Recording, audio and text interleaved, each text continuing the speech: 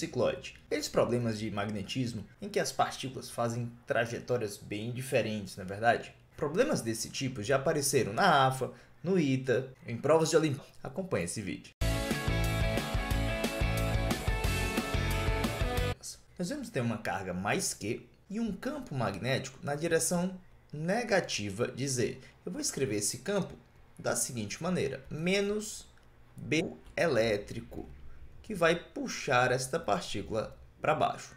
Bom, campo cruzado, perpendiculares os dois, e assim você tem essas trajetórias representadas na figura. Na hora que a força começa a puxar a partícula para baixo, ela começa a ganhar uma velocidade na direção x. Quando ela ganha uma velocidade na direção x, o campo magnético faz o favor de inclinar a direção linha. Vai gerar uma força magnética e esta força não realiza trabalho. Então, em direção y e na direção x. Além disso, nós temos a força elétrica que está atuando aqui, que seria a carga vezes o campo. Bom, se a gente fosse escrever um pouquinho sobre essa força magnética, como é que a gente poderia pensar? Olha só, a força magnética ela é escrita como um produto vetorial QV vetor B, não é verdade? E ao desenvolver esse produto vetorial, nós vamos ganhar tempo e eu vou encontrar a seguinte relação. Veja só então, na direção x, nós vamos encontrar uma força negativa que depende da velocidade na direção y, ok? Já na direção y, nós vamos perceber que a força depende da velocidade na direção x. Viu como essa força é um pouco diferente, né? Para quem quer saber como a gente chega nessa equação, basta fazer o produto vetorial de V por B. Veja só como ficaria. Então, basta calcular o determinante desta matriz para que a gente consiga obter essa expressão. Bom, então agora a gente pode já montar a segunda lei de Newton na direção x e na direção y. Veja como ficaria. Na direção x, nós vamos ter a força elétrica, Q vezes E, no sentido positivo de x. Nós vamos ter uma força negativa magnética, na verdade. Olha só que esse sinal apareceu negativo, menos QVYB igual a massa vezes a aceleração na direção x. E na direção y, nós vamos ter somente uma componente da força magnética, que é esta aqui. Então, eu posso escrever que Vxb igual a m a y. Tudo bem? Então, nós podemos classificar isso como equações dependentes uma das outras, né? Ou seja, equações acopladas. Perceba que na equação 1 nós temos ax e vy. Já na equação 2 eu tenho ay e vx. Então, uma dica que vai ser bem interessante para a gente é derivar essa primeira equação em relação ao tempo. Quando eu faço essa derivada, q vezes e é uma constante. Mas veja só, o vy vai variar. Então, vai acontecer esta derivada. Menos qb dvy dt. E do lado direito vai aparecer m. Lembra que a aceleração na direção x é dvx dt. Se eu aplicar outra derivada, vai aparecer a derivada segunda. Então, perceba que dvy dt é a aceleração na direção y. Se eu pegar esta aceleração e substituir exatamente aqui, veja o que nós vamos obter. Bom, nós temos que qbvx é igual a m a y. Quando a gente substituir a y, nós vamos ter a seguinte expressão. E aí, o que é que nós podemos fazer agora? Vou deixar m ao quadrado, vou pegar este q e multiplicar nesse lado, e este b multiplicar do outro lado. A equação vai ficar da seguinte forma. Bom, e que tipo de equação é essa? Essa é a equação, pessoal, que caracteriza um MHS. Ou seja, se eu colocar esse Vx como uma função seno, lembra que a segunda derivada vai dar também uma função seno? Então, eu posso dizer que a velocidade Vx em função do tempo seria do tipo Vzão x seno de ômega-t mais uma fase inicial. Bom, quem que seria esse ômega, então? Está aqui, ó, o ômega é exatamente este fator que está ao quadrado, QB sobre m. O que isso nos diz, então? Já que a velocidade vai formar um MHS, é óbvio que a posição e a aceleração também vão formar. Eu posso encontrar elas através de uma integração ou de outra derivação. Conseguiu perceber? Então, o que a gente tem desse resultado? Que na direção x, a minha partícula vai fazer um MHS, um movimento harmônico simples. Professor, então, como é que seria o movimento dessa partícula? É uma cicloide. Quando a gente faz a composição de movimentos na direção x e na direção y, o resultado dessa equação é uma circunferência que possui o seu centro transladando para a direita, na direção y. Ou seja, nós vamos ter a partícula realizando uma trajetória circular e o seu centro transladando. Então, veja na figura, a curva em verde é a circunferência, porém, o meu centro translada para a direita, e aí a curva vai ficar formando a famosa cicloide. Tudo bem, a gente só falou até então do que fazer quando a gente vai resolver um problema de cicloide. Nada do que a gente falou ainda está errado. Mas agora eu vou começar a citar os 3 erros mais comuns que vocês vão ver em problemas de cicloide. E por isso eu vou alertá-los para que não caiam mais nessa casca de banana. Primeiro erro. Geralmente, pessoal, os problemas trabalham procurando essa altura, ou seja, qual é a altura mais baixa que a partícula chega antes de voltar. O que a gente faz geralmente quando a gente ainda está aprendendo esse tipo de situação? A gente imagina a partícula aqui com uma certa velocidade para cá, que essa velocidade está totalmente na direção y, e a gente coloca as forças. Já que o campo magnético está entrando na sua lousa, veja que a força magnética vai estar para cima nesse caso, e a força elétrica para baixo. Então, qual que é o primeiro erro? Geralmente o aluno tende a igualar essas forças. Não.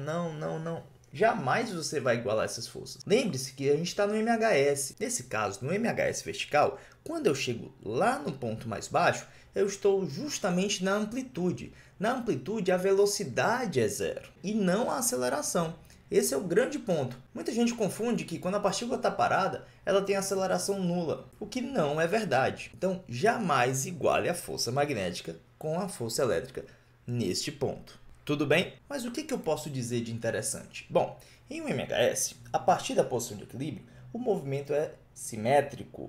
Quando ele chega em mais A ou menos A, as forças resultantes nestes pontos vão ser iguais, porém em sentidos opostos, iguais em módulos, né? Já que aqui é o outro ponto de amplitude, neste ponto nós vamos ter uma força somente elétrica, porque a partícula não tem velocidade inicial. Então, nós vamos escrever força elétrica. Eu posso afirmar, então, que esta força resultante apontando para baixo é igual a esta força resultante apontando para cima. Ou seja, eu posso escrever que Q vezes E apontando para baixo é igual a resultante, que seria força magnética. Neste caso, pessoal, a força magnética vai ser Q VYB. Esse VY, eu vou dizer que é o VY máximo, menos QE. Bom, dessa forma, eu tenho que 2QE é igual a Q VY máximo B. A gente pode, então, cancelar a carga e eu tenho uma relação bem importante. Eu tenho, então, que o meu VY máximo será do tipo 2E sobre B. Guardemos, então, esta expressão aqui, que vai ser de extrema importância no futuro. Agora, eu também posso usar a conservação de energia. Como é que eu faço conservação de energia? Eu vou dizer que todo o trabalho da força elétrica foi transformado em energia cinética. Então, é bem simples, veja só. QE vezes H é igual a 1 meio de m VY ao quadrado, onde esse VY é o VY máximo. Vocês entenderam isso? Ó, força vezes deslocamento, essa força constante, é igual a 1 meio de mv2. Professor, e a força magnética? Lembrando que ela não realiza trabalho. Então, meu VY máximo eu posso substituir por esse, e aí nós encontramos o H. Assim, o nosso H vai ser 2mzinho E sobre QB ao quadrado. E nesse momento nós vamos falar do segundo erro. Qual seria o segundo erro mais comum em problemas de cicloides? Pessoal, muita gente tenta atacar esse problema tentando resolver por resultante centrípeta. Esse é muito comum. Olha só, costuma-se calcular resultante aqui embaixo do tipo força magnética, que VY máximo B menos Q vezes E é igual a M VY máximo ao quadrado sobre R. Olha só, resultante centrípeta. A força resultante centrípeta é igual a massa vezes a aceleração centrípeta. Professor, mas isso está errado? Calma, depende do que você vai chamar de R. Se você achar que este R vai ser o raio desta circunferência verde, sim, está errado. Quando a gente calcula resultante centrípeta, pessoal, o R que aparece aqui seria o raio de curvatura. Então, o erro mais comum é achar que H é 2R Isso é um erro muito comum. Você vai ver que se você substituir aí, você não vai encontrar a resposta. Então, professor, o que vai acontecer? Neste caso, pessoal, o raio de curvatura não coincide com o raio daquela circunferência verde.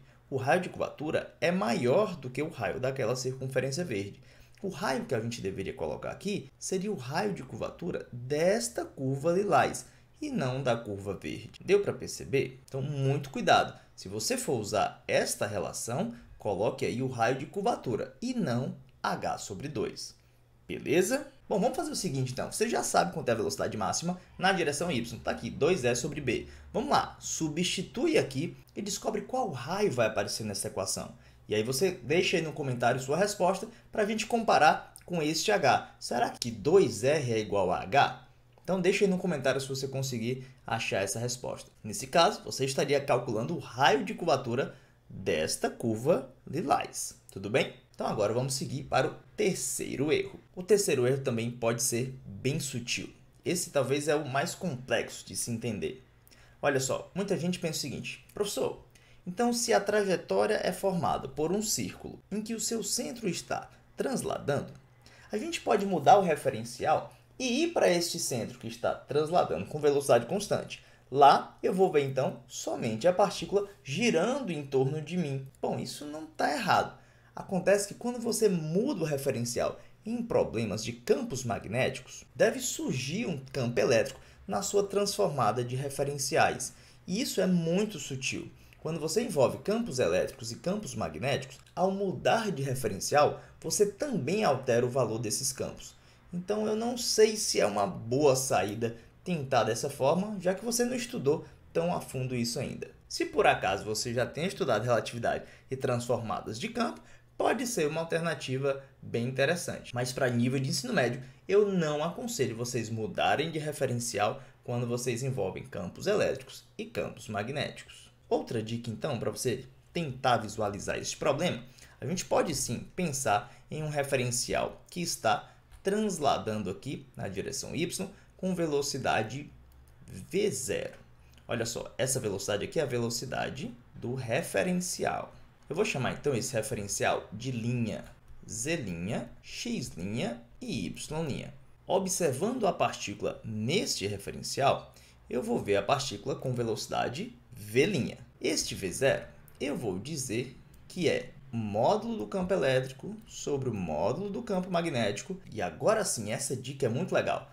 Então, toda vez que você quiser mudar o referencial, procure este referencial que está na velocidade v0 igual ao campo elétrico sobre o campo magnético, óbvio, os módulos, na direção y. Porque veja o que acontece quando você muda o referencial para esta velocidade. Eu vou ainda escrever a equação de movimento para o referencial sem linha, ou seja, o referencial na Terra. Nós vamos ter o seguinte: m dv dt, onde v é a velocidade da partícula em relação à Terra, é igual a carga, campo elétrico, mais v vetor b. Essa é o que a gente chama de força de Lorentz. Assim, eu percebo que, como esta velocidade é constante, nós podemos afirmar que dv dt é igual ao dv' dt. O que é isso? Estou dizendo que a aceleração num referencial sem linha é igual à aceleração num referencial linha, tendo em vista que é válido a seguinte relação entre as velocidades. V é igual a v0 mais v'. Ou seja, a velocidade para quem está aqui na Terra é a velocidade vista por quem está nesse referencial, no caso é v', mais a velocidade do próprio referencial. Tudo bem? É uma simples transformada de Galileu. Quando eu derivar de um lado e do outro, óbvio que v0 é constante, está aqui ele, então nós vamos ter estas relações. Tudo bem?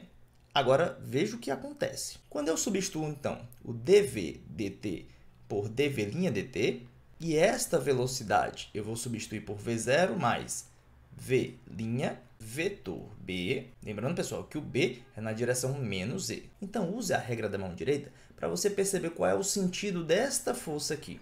Isso aqui, pessoal, vai acabar dando menos e. Você concorda? Por que menos e? Olha, o v0 é e sobre b, então b cancela. E menos porque vai estar para cima, direção contrária de x. Logo, nós podemos cancelar estes dois termos E aí nós temos a seguinte relação. M dV' dt é igual a Q V' vetor B. Então, é como se a gente escrevesse a equação de forma que esta partícula só sente a força magnética. Então, você garante que esta relação aqui vai dar sempre um movimento circular. Ou seja, quem estiver neste referencial vai ver a partícula realizando um movimento circular. Bom, o que foi que a gente fez aqui, então? Eu montei a equação para o referencial na Terra, um referencial inicial. Porém, nós escrevemos isso de outra forma e a gente vê que esta equação está tudo em função de linha. É como se o referencial linha estivesse observando. E isso nos garante que, para este referencial, realmente ele vê a partícula só no movimento circular. Tudo bem, pessoal? Bom, espero que vocês tenham gostado desse vídeo. E se gostou, ajuda o canal, deixa a sua curtida, deixa o seu comentário e divulga aí para todos os seus amigos que estão prestando vestibular para este nível de prova. E se ainda não é inscrito, não perde a oportunidade, se inscreve no canal e acione o sininho para receber notificação quando chegar vídeo novo. Eu vou ficando por aqui então, um forte abraço e até mais!